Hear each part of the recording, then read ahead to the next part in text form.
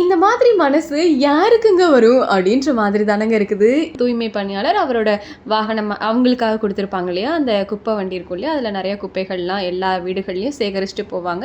So அந்த மாதிரி அந்த தூய்மை பணியாளர் அவரோட வேலையை செஞ்சிட்ருக்காரு. அப்போ வந்து ஒரு காகம், அவருக்கு ரொம்ப நெருக்கமான பழக்கப்பட்ட காகம் போல். ஏன்னா அவர்கிட்ட ரொம்ப இயல்பாக பொதுவாகவே காகம்லாம் மனிதர்கள்லாம் பார்த்தா பறந்து போயிடும். ஆனால் அப்படிலாம் இல்லாமல் அவரோட வண்டியிலே உட்காந்துக்கிட்டு அவங்க கொடுக்குற உணவை சாப்பிடுதுங்க. அவர் என்ன பண்ணுறாருன்னா, அத்தனை வேலைக்கு மத்தியிலையுமே அந்த உணவை எடுத்து அந்த காகத்துக்கிட்ட கொடுக்குறாரு. அந்த காகமும் அவ்வளோ அழகாக சாப்பிடுதுங்க. சாப்பிட்றது மட்டும் இல்லாமல் அதுக்கப்புறம் உணவு கொடுத்தாச்சு, சாப்பாடு கொடுத்தாச்சு, அதுக்கடுத்து தண்ணி கொடுக்கணும் இல்லையா, ஸோ அவர்கிட்ட இருந்த தண்ணியை எடுத்து அதையும் ஒரு டப்பா, பிளாஸ்டிக் டப்பாவில் ஊற்றி கொடுக்குறாரு. அதுவும் அழகாக குடிக்குது.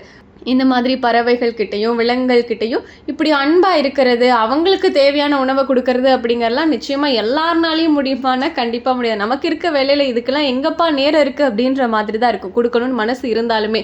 ஆனால் இங்கே இந்த தூய்மை பணியாளர் அவ்வளோ அழகாக அதுக்கு சாப்பாடு ஊட்டி விட்டு தண்ணி கொடுக்கறலாம் பார்க்கும்போது ரொம்ப நெகிழ்ச்சியாக இருக்குது அப்படின்னு தான் சொல்லணும். ஸோ முடிஞ்ச அளவுக்கு நம்மளோட வீடுகளுக்கு வெளியே இல்லை மாடிலாம் இருந்ததுன்னா மாடியிலாம் கொஞ்சம் தண்ணி ஒரு டப்பாவில் வச்சுட்டோம், ஒரு பிளாஸ்டிக் டப்பாவில் வச்சுட்டோன்னா அந்த பறவைகளும் விலங்குகளும் குடிச்சு தங்களோட தாகத்தை தீர்த்துக்குவாங்க. ஸோ நீங்களும் இந்த மாதிரி முயற்சி பண்ணி பாருங்க. Sarvana Elite Gold and Diamonds, the ultimate destination for exclusive designs.